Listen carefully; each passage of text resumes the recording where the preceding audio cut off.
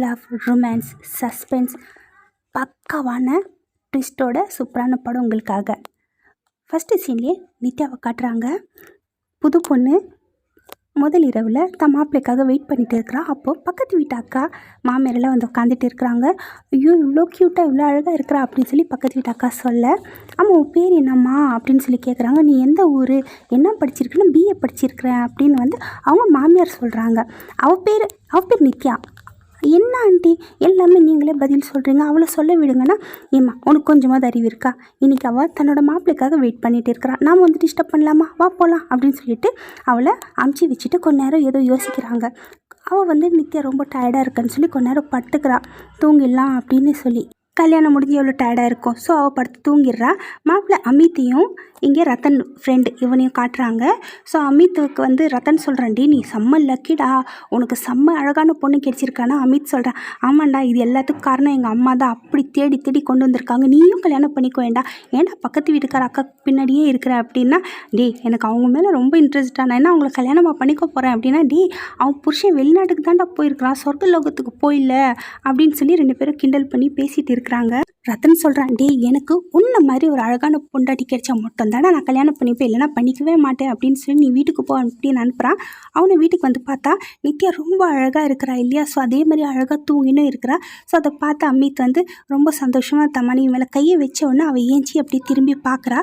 ரெண்டு பேரும் ஒருத்தர் அப்படி அந்த லவ்வோட அந்த ரொமான்ஸோடு பார்த்துக்கிறாங்க. கொஞ்சம் நேரத்துலேயே வந்து அவள் வந்து ஸ்மைல் எல்லாம் பண்ணல, பட் வெக்கப்படுறா, அவ்வளோதான். அதுக்கப்புறம் என்ன, அவங்க ரெண்டு பேரும் சந்தோஷமாக இருக்கிறாங்க. இங்கே பக்கத்து வீட்டுக்கார அக்காவை காட்டுறாங்க. வெறும் அக்கானே சொல்லலாம் நம்ம. இவங்க வந்து தம் புருஷன்கிட்ட பேசிகிட்டு இருக்காங்க, எப்போ தாங்க வரீங்க, எல்லோரும் இங்கே ஒரு மாதிரியே பேசுகிறாங்க, சீக்கிரமாக வாங்க, எனக்கு வந்து உங்கள் ஞாபகமாகவே இருக்குது அப்படின்னு சொல்லி. ஆனால் இங்கே நமக்கு இவன் ரத்தன் இருக்கான் இல்லையா. ஸோ இதெல்லாம் ஒழிஞ்சு நின்று பார்த்துன்னு இருக்கிறான், கேட்டுட்டு இருக்கிறான். அவங்க அழகாக இருக்கிறாங்க, ஸோ ரசிச்சுக்கிட்டு இருக்கிறான். இவன் வேறு மாதிரி ஆள் போல் இருக்குது. ஸோ இப்போ வந்து அவங்க ரொம்ப அழகாக சிரித்து பேசிகிட்டு இருக்கா, அது எல்லாமே அவன் பார்த்துட்டு தான் இருக்கிறான். இப்போ வந்து அவங்க அமித் வந்து தூங்கிட்டான். ஸோ நித்யா மட்டும் தூங்காமல் முழிச்சிட்டு இருக்கிறான். நைஸாக என்ன பண்ணுறா, திரும்பி பார்க்குறா புருஷன் தூங்கிட்டானான்னு சொல்லி அமித்து. ஸோ அவன் நல்லா தூங்கிட்டு இருக்கிறான் அப்படின்னு தெரிஞ்ச உடனே இவன் நைஸாக ஏஞ்சி பெட்லேருந்து கீழே இறங்குறா. நைஸாக போயிட்டு அமித்தோட ஃபோனை எடுத்துக்கிட்டு போயிட்டு யாருக்கோ கால் பண்ணி டயல் பண்ணுறா. ஆனால் அவளுக்கு ஞாபகமே இல்லை போல இருக்குது நம்பர். ஐயோ மறந்துட்டேனே, நான் என்ன பண்ணுறது கடவுளே அப்படின்னு நினச்சிட்டு எப்படியோ ஒரு வழியாக வந்து கால் போயிடுது போல இருக்குது. அதுக்குள்ளே அமித் ஏஞ்சிடுறான். ஏஞ்சி உட்காந்து அப்படியே உத்து பார்த்துன்னே இருக்கிறா. கால் போகுதுன்னு சொல்லி காதில் வச்சவொன்னே வந்து பிடுங்கிக்கிறா. என்ன வேலை பார்க்குற நீ அப்படின்னு சொல்லி கத்தி கோபாரப்போட அவங்க அம்மாவே அந்த இடத்துக்கு வந்துடுறாங்க. என்னடா ஆச்சுன்னா, பாருங்கள் உங்கள் மருமக என்ன வேலை பண்ணுறா, ஃபோன் பண்ணின்னு இருக்கிறா, இவ்வளோ பெரிய தப்பு பண்ணுறா பார்த்தீங்களா அப்படின்னோடனே, இங்கே பாரு இந்த வேலையெல்லாம் நீங்கள் வச்சுக்கக்கூடாது புரியுதா, நீ பழைய லைஃப் மறந்துடணும், அது மறந்தால் மட்டும்தான் உன்னால் இந்த லைஃப் நிம்மதியாக வாழ முடியும், நிம்மதியாக வாழ நம்மளையும் வாழ விடு புரியுதா, அந்த கதையெல்லாம் இருக்கவே கூடாது, இல்லை உன்னை உண்டு இல்லைன்னு ஆக்கிடுவேன் அப்படின்னு சொல்லி மிரட்டிட்டு போக அமித் ஒன்றும் நடக்காத மாதிரி, அம்மா தானே திட்டினாங்க விட்றா செல்லம், நான் இருக்கிற நீ எல்லாம் ஃபீல் பண்ணக்கூடாது, நான் இருக்கிற வரைக்கும் நான் உன்னை நல்லா பார்த்துப்பேன் அப்படின்னு சொல்லிட்டு அப்படியே வந்து ஹக் பண்ணிக்கிறான். ஆனால் அவள் பயங்கரமாக அழுதுகிட்டே இருக்கிறா. என்ன ஆச்சுன்னு சொல்லி இன்னும் நமக்கு புரியல. இப்போ அடுத்த நாள் காட்டுறாங்க. ஸோ டீ போட்டு புருஷனுக்கும் மாமியாருக்கும் எடுத்துன்னு வந்து கொடுக்குறா. ஸோ வாங்கி அவங்க வாயில் வச்சோன்னு அமிச்சி கன்றாவி என்னடா இதுன்னு சொல்லி அப்படி தூக்கி விசிறடிச்சிட்றான். அது எல்லாம் பார்த்துட்டு பயப்படுவான்னு பார்த்தா அப்படியே ஸ்மைல் பண்ணிவிட்டு சைலண்ட்டாக வில்லித்தனமாக சிரிச்சிட்டு நின்றுட்டு இருக்கிறா. என்னடி டீ போட்டிருக்கு, என்னம்மா பொண்ணு கல்யாணம் பண்ணி வந்திருக்கிறீங்க, டீ கூட போட தெரியலையே அப்படின்னு சொல்ல. ஆனால் அவள் சிரிச்சிட்டு தான் இருக்கிறான். சரிடா நீ போடா, நான் வந்து உனக்கு நல்ல டீ போட்டு தரேன், தயவு செஞ்சு கத்தாதே, நான் அவளை பார்த்துக்கிறேன், அவள் என்னது எதுக்கு இப்படி பண்ணுறான்னு சொல்லி தெரியல அப்படின்னு சொல்லி சொல்ல, இங்கே பாருங்கம்மா இதெல்லாம் கொஞ்சம் கூட சரியில்லை அப்படின்னு சொல்லி கோவமாக அவன் அந்த இடத்த விட்டு போகிறான். என்னடி பண்ணுற நீ வேணும்னு தானே பண்ணுற, எனக்கு எல்லாமே தெரியும், ஆனால் நீ என்ன பண்ணாலும் நீ நினைக்கிறதெல்லாம் எதுவுமே நடக்காது, நல்லா மனசில் ஞாபகம் வச்சுக்கோ, கீழே இருக்கிறதெல்லாம் க்ளீன் பண்ணு அப்படின்னு சொல்லி திட்டிட்டு போக அவ்வளோ சைலண்ட்டாக வந்து எல்லாமே வந்து க்ளீன் பண்ணிகிட்டே இருக்கு. அதுக்குள்ளே அந்த ரத்தன் பையன் இருக்கிறான் இல்லையா கெடி, அவன் வந்து வரான். அவன் எப்போ வேணாலும் எப்படி வேணாலும் வருவான் போல இருக்கு, அமித்தோட அவ்வளோ க்ளோஸ் ஃப்ரெண்டு. ஸோ வந்த வேலை விட்டுட்டு நித்யாவை பார்த்துட்டு நின்றுட்டு இருக்கிறான். அவளுக்கே தெரியல இவளுக்கு இவன் மேலே ஒரு கண் அப்படின்னு நமக்கு தெரியுது. இப்போ வந்து வீட்டுக்கு வந்து விருந்தாளி அப்படி சொல்லி தண்ணி கொடுத்தா அப்படியே கையை பிடிச்சிக்கிறான். நித்யாக்கு இதெல்லாம் கொஞ்சம் கூட பிடிக்கல. அதுக்குள்ளே வந்து அவன் வந்துடுறான் புருஷன். ஸோ வந்த உடனே அவங்க ரெண்டு பேரும் ஆஃபீஸ்க்கு கிளம்பிடுறாங்க. இவன் தனியாக இருக்கிறான் மாமியார் கூட. ஸோ இப்போ நம்ம என்ன பண்ணலாம் அப்படின்னு சொல்லி பார்க்குறான். மாடிப்படியே எட்டி பார்க்குறா. ஸோ என்ன பண்ணலாம் யோசிக்கிறப்ப வெளியே ஏதோ சவுண்டு கேட்குது. என்னடா சவுண்டு அப்படின்னு சொல்லிட்டு வெளியே போய் பார்க்குறா. இவளை பார்த்த உடனே அக்கா, ஏய் நித்யா வா, உனக்கிட்ட நிறைய பேசணும்னு நானும் நினச்சேன், பேசவே முடியல அன்னைக்கு, இப்போது வா நம்ம பேசலாம் அப்படின்னு சொல்லிகிட்டே இருக்க.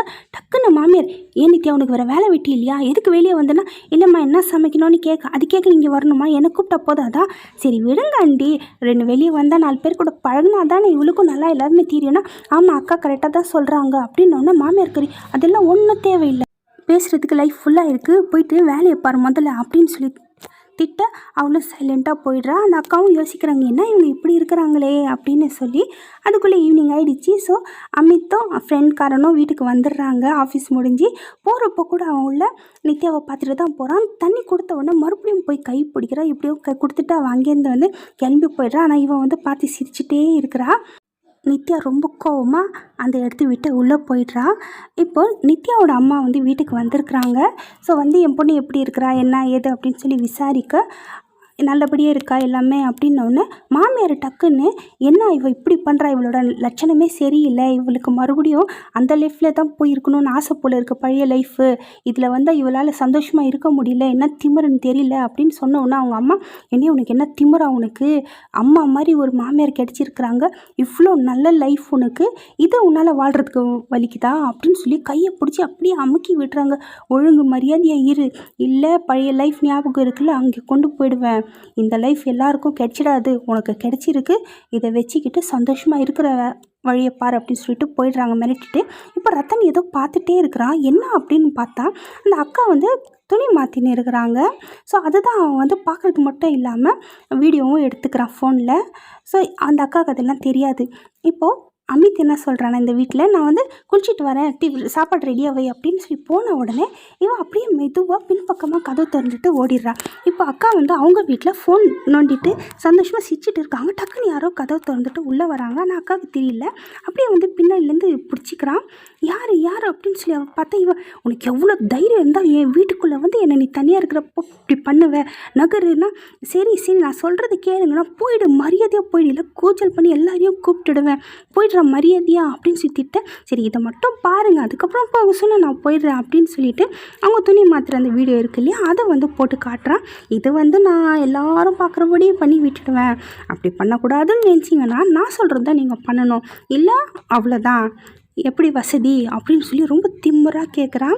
ஏன்டா இப்படி பண்ணுற அப்படின்னா, ஏன் இப்படி பண்ணுறேன்னா எல்லாம் தேவையில்லாத பேச்சு, நான் சொல்கிற மாதிரி கேட்பீங்களா மாட்டிங்களா, இல்லை முதல் இதுவே உங்கள் புருஷனை காமிச்சு வைக்கட்டுமா அப்படின்னா, டேய் இப்படியெல்லாம் பண்ணாதுடா, நான் என்னடா உனக்கு பாவம் பண்ணேன், எந்த பாவமும் பண்ணல, நல்ல பொண்ணு நீ, நான் சொல்கிறது மட்டும் நீ கேட்டேன்னா எந்த பிரச்சனையும் இல்லை அப்படின்னு சொல்லி விடுறா, என்ன அப்படின்னா ஓவராக பண்ணாத அப்படின்னு சொல்லி ஒரு மிரட்டினோடனே அந்த அக்காவும் சைலண்ட் ஆகிடுறாங்க. அதுக்கப்புறம் அவன் என்னென்னு பண்ண நினச்சானோ அது பண்ணிடுறான்.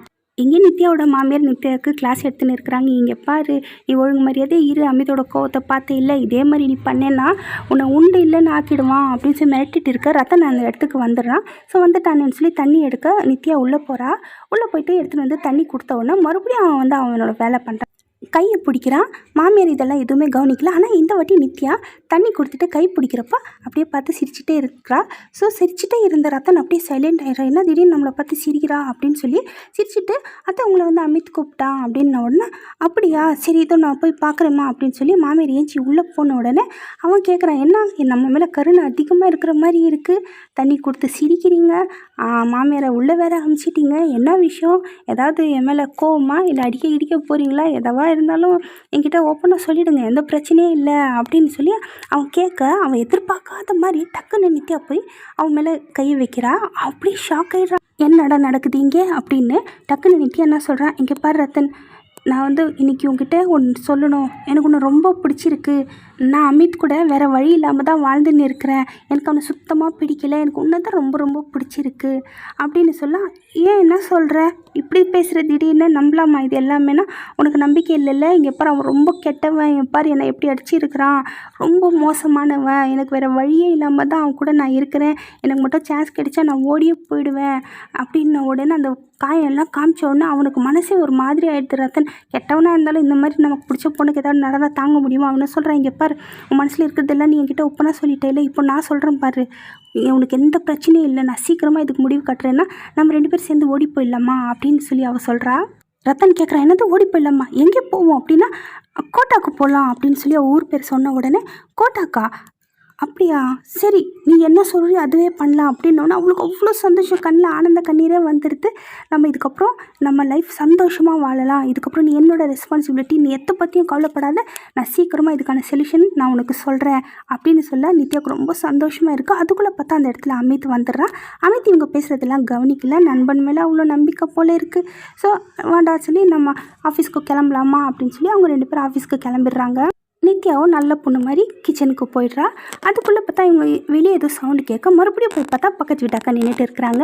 என்ன நித்யா இன்றைக்கி ஃப்ரீ தான் போல இருக்குது அப்படின்னோடனே, எதுக்கு நீ வெளியே வந்த, உனக்கு வேறு வேலையே இல்லையா, வெளியே தான் இருப்பியா நீ அப்படின்னு சொல்ல அந்த அக்காவுக்கு ஆச்சரியமாக இருக்குது. என்ன இவங்க இப்படி இருக்கிறாங்களே, இப்படி போய் யாராவது மருமகளை நடத்துவாங்களா அப்படின்னு சொல்லி அவங்க வீட்டுக்குள்ளேயே கூப்பிட்டுன்னு போயிடுறாங்க.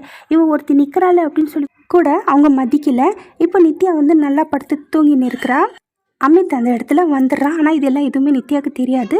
வந்துட்டு தண்ணி நிறைய எடுத்துன்னு இருக்கிறான். எடுத்துகிட்டு என்ன பண்ணுறான்னா, அவன் வந்து கையில் நிறைய மாத்திரை வச்சுன்னு இருக்கிறான். அதுலேருந்து ஒரு 2-3 மாத்திரை பிச்சு வாயில் போட்டுக்கிறான். போட்டுட்டு அதுக்கப்புறம் வந்து நித்யாவை பார்க்குறான். பார்த்துட்டு அப்படியே கிட்ட போய் அவளே கொஞ்ச நேரம் பார்க்குறான்னு சொல்கிறத விட அவள் தூங்குற அழகை ரசிச்சுக்கிட்டு இருக்கிறான். அப்படியே மேலே கை வச்ச உடனே அவள் சைலண்ட்டாக திரும்பி பார்க்குறா. திரும்பி பார்த்த உடனே அவன் என்ன சொல்கிறான், இங்கே பாரு நீ எதுக்கு உம்முன்னு இருக்கிற அப்படின்னு சொல்லி எனக்கு எல்லாமே தெரியும், நீ சந்தோஷமாக இல்லை அவ்வளோதானே, இதுக்கப்புறம் நீ ரொம்பவே சந்தோஷமாக இருக்கிற மாதிரி எல்லா பிளான் தான் நான் பண்ணிட்டு வந்திருக்கிறேன் அப்படின்னு சொல்லிட்டு அப்படியே கிட்ட நெருங்குறான். டக்குன்னு அவன் தொண்டையில் ஏதோ மாட்டிக்குது. அப்படியே அவன் கத்துறான், துடிக்கிறான். அவனால் பேசக்கூட முடியல. இவன் ஓடி போய்ட்டு தண்ணி எடுத்துகிட்டு, இந்தாங்க தண்ணி குடிங்க அப்படின்னு சொல்லினே இருக்கான். அவனும் வாங்கி குடிக்கிறான். ஆனால் அவனால் முழுங்கவே முடியல.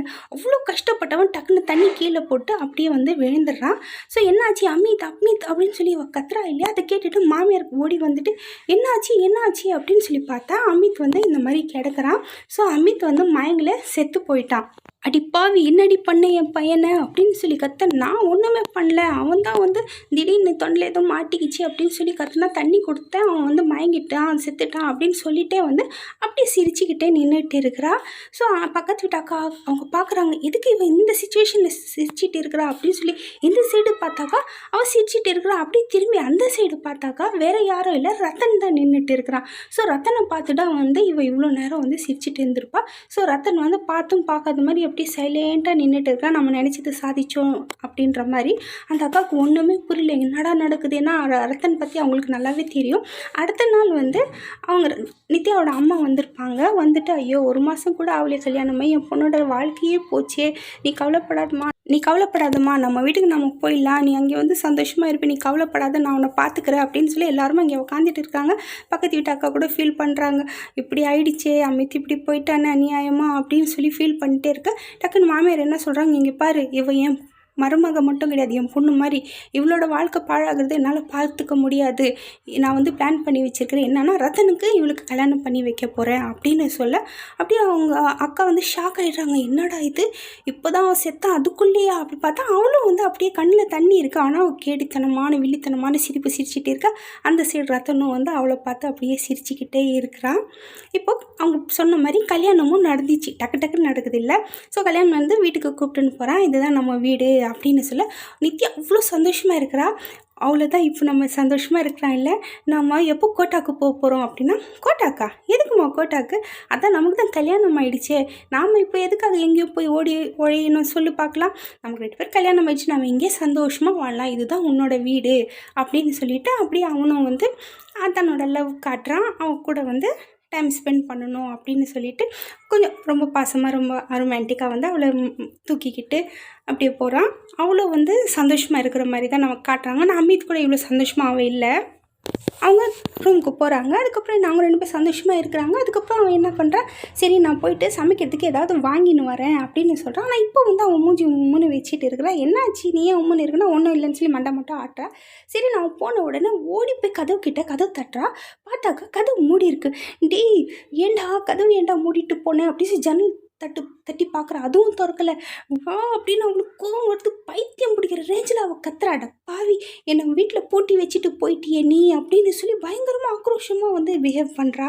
ஏதாவது இவளுக்கு பிரச்சனை இருக்குமோ அப்படின்னு சொல்லி தான் தோணும். கொஞ்ச நேரத்தில் ரத்தன் வந்து வீட்டுக்கு வந்துடுறான். வந்துட்டு தான் பொண்டாட்டி எங்கே காணுமே அப்படின்னு சொல்லி தேடிட்டு இருக்கிறான். இப்போ தான் நான் கல்யாணம் ஆச்சு. ஸோ எங்கே தேடினாலும் காணோம். சரி வெளியாவது போய் தேடி பார்க்கலாம் அப்படி சொல்லி நித்யா நித்யா அப்படின்னு குரல் கொடுக்க நித்யா அப்படியே பின்னாடிலேருந்து எதுவும் எடுத்துன்னு வந்து அவன் மேலே தாக்குறா. அவன் டே பைத்தியக்காரி என்னடி ஆச்சு உனக்கு, ஏண்டி என்ன தாக்குற அப்படின்னு அவனை சும்மா விட மாட்டேன்டா அப்படின்னு சொல்லி கோவமா அப்படியே தள்ளி விட்டுட்டு நல்லா போடுன்னு போடுறா.